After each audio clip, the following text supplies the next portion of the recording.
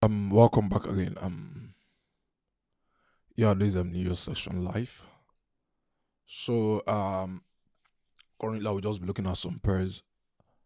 Firstly, is JBP JPY, and then on my screen I'll try my best to make sure this is as short as possible. So, right on my screen now you can see is JBP JPY, and on this very level, these 161.489 is a level where resistance turn support. So that's RTS on my screen. So I have a pending buy limit there, which must have been filled by now. Yeah, it's filled already. And we're looking forward to buy up and hold that trade quite as much as we can. Looking forward to a risk to reward ratio of 1:5. And let me quickly see. I don't know. Whatever happens, it should happen. I am now. I'm gonna risk what I can, and let's see what the market does and return. So already there's a 15 minutes order block. You could okay. Let me change the color. No, not this. Okay, these. So you can see these are 15 minutes order block. Currently, we just tapped into the very level now, and let's see what the market does. And we got quite some level here, and we got quite some level here that the market ain't filled yet. So let's see. But currently, my stop loss is somewhere below here. If it gets here, we can equally get out and re-enter if we notice a change of character from this level. So let me jump into the next pair of interest for now. Let me see what's happening on GBP. Which other pair? Okay, that should be card JPY. Card JPY. So on card JPY currently, I have two levels. There are two levels I'm looking at, these and these. But I'm more interested on this level down here. I'm more interested on the level down there. But if the market gets into it, fine. If it doesn't get into it, fine. There is this impulse. There is this kind of impulse the market created the moment it stepped into this move. So this very block here is carrying this very strong impulse here. And likewise, this very block here is carrying likewise the strong impulse here. So I am betting on this one down here. And if the market gets into here, I'll be comfortable to buy, and in that same vein, I will have my stop loss somewhere below here, and I'm comfortable with that. If it hits stop loss, fine. If it doesn't, we'll scale on. So let's look at Euro card. Euro card. Currently this is the New York session, so it's not just enough to have a trade running. Keep your eyes on the trade. So on the Euro card, let me quickly jump up to the 4 hours. Let me okay. So this is Euro card currently. We'll have this there's a very strong void here. So there's an imbalance. It's quite massive. So let's see what the market does to that. And on this level, there is a change of character here. So currently, I think we should be around the other block that sponsored the move. And okay, I think we've tapped into that quite all right. Looking at the MT5 on my phone now, I'm seeing it. So it's like we've tapped into that very level now. So I should be targeting somewhere around here. And for now, this is the first entry, so I'm using much of a very like a smaller lot size. I'm using much of a very smaller lot size because this is my first entry. We just need some kind of massive move, an impulsive move, and then we can put up additional trades and quite scale up our lot size. It's not just enough to put in trade; it's enough for you to control the trade, monitor the trade, and keep it as easy, neat, simplified as much as you can. So like let me say this first. When I'm trading, I try to do multiple entry like 2 to 3 entry on an order. Sometimes maximum entry is just 3. And I let the trade run for the day, and getting to the end of the session I'm trading, I do my best to close the order with a bigger lot size, appropriately sizing my risk initially before taking the trade. And after getting the trade closed, the trades with a bigger lot size closed, I let those with a little lot size to run. So I let the order with a smaller lot size to run for the rest of the day or into days if possible. Now I also make sure that those trades that I let to run, they are on minimal risk in case stop loss is hit, on very minimal risk. Yeah. So it's not just enough to have a trade running. You see the trade step into quite some profit, and the market literally took everything away from you. No. That's not trading. So this approach has actually helped me to be profitable from bigger moves in case the move got bigger and extensive. So let the trade with the smaller lot size run on, and I've already taken my profit with the bigger lot size at the close of the session in which I entered the particular trade. So I'm looking at this Euro card. Interested on this very level around here. There is this quite some push. So I think the market is quite pushing into this very candle here. This very one now. So if you refine this now to the lower time frame, you'll see the reason for this very strong rejection down here. So you see the reason for this strong rejection down here. So I think there is a block resting on this very level. So I'm waiting for the market to quite run up and close above this level.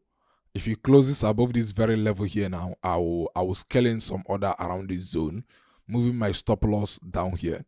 So this is the very approach I use to enter trades. This is the very approach I use in entering my trade. Let me see what's happening on EuroJPY. So EuroJPY, similar thing. If you jump to the daily, let me see something. Okay, nothing.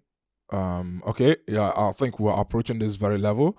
I think this is a refined block. Let me move into the 1 hour. So let me know if I can spot it. So here is the block. So I'm waiting for this EuroJPY trade to actually step into this block and pick up from there. I'm waiting for this trade to actually step into that very block there and then pick up. So for now, I strongly believe that this trade is going to run into quite some peeps. So if you watch, there's quite some confluence here. A confluence between let me say the trend line with my liquidity trend line and the other block. Liquidity trend line and the other block. And as if that's not just okay, we are sitting on quite a flip zone. So this resistance turn support. Resistance turn support. So this trade is gonna run for a good number of days, if not into a week if possible. Well, however, well about risk management and risk control. So we're gonna be waiting for this trade. If it steps into this level, we take up our first buy, and we'll scale in and we'll move into other lower time frame to see what the market does in terms of market structure, and we keep on risking it, controlling the risk, managing the risk until we'll get to the end of it all. So for now, let's see what it does. But for my bias on this EuroJPY is still a buy. I don't have any reason to actually sell the pair. Quite keeping my eyes placed on the fundamentals. Let me see what the fundamental has to do to make sure I'm not trading anyhow. On the Euro USD, do I actually have any am I looking at any possible setup on the Euro USD? Let me see what it looks like on the 15 minutes, because okay, on the 15 minutes, let me see. So I think I placed a trade around here on the 15 minutes because with this very thing I know. So I'm risking quite 10 pip for this trade. Whatever happens, that's fine. That's how I trade. So my bias on this very pair is a buy. So I should be looking at this level here, targeting this level here. This strong rejection is an implication of some blocks resting on this level. So let me still see what the market does. Remember, today is still Monday, so the market can do anything it wants to do and however it wants to do it.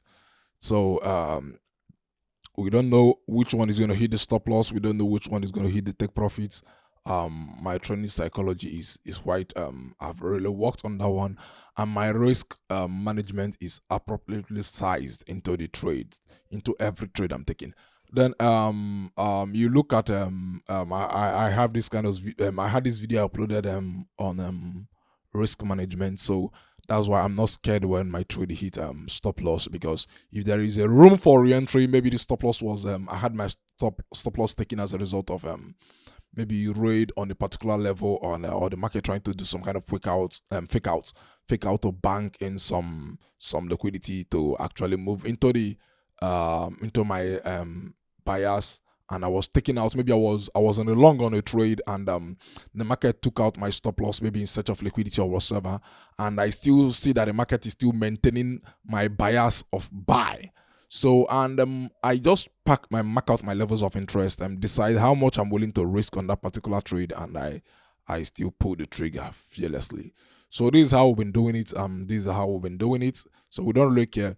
Whenever I'm trading the Euro USD, I do my best to make sure I'm risking a very small amount of my lot size, mostly the 0.5% of my account. So on a trade on Euro USD, this is what I do. I risk 0.5% of my account on a given trade on Euro USD and every other pair, to be specific. So not just it's not specific to Euro USD, but to Euro USD and to every other pair. And I make sure that at the session in which I enter the trade, I exit those trade with a bigger lot size before or close to the end of the session. Yeah. Let's see. I think I should have one other trade. That should be AUD card.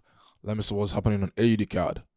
So on AUD card currently, is this AUD? No, that's like AUD USD or AUD card. That's AUD CHF. Okay. AUD JPY. So on AUD JPY currently, my bias is still long. So you can see I'm waiting for the market to step into my level, and we pull the trigger. So I'm fearless about that. On these okay, this AUD JPY. On AUD JPY, and I'm actually holding up for a sell. Whatever happens, it should go ahead. We don't really this AUD CHF, AUD okay. Okay, this AUD card. So on the AUD card, my bias is a sell, is a sell, is a sell. This was a very strong this is a breaking market structure, and actually this level up here is responsible for this break. So let's just step into this level and let's fly down. And whatever the market does, that's still fine. Still fine. We don't control the markets. We only trade the footprints of the big traders, of the institutions, the banks, and whomsoever that is in charge or that are actually influencing the running peeps.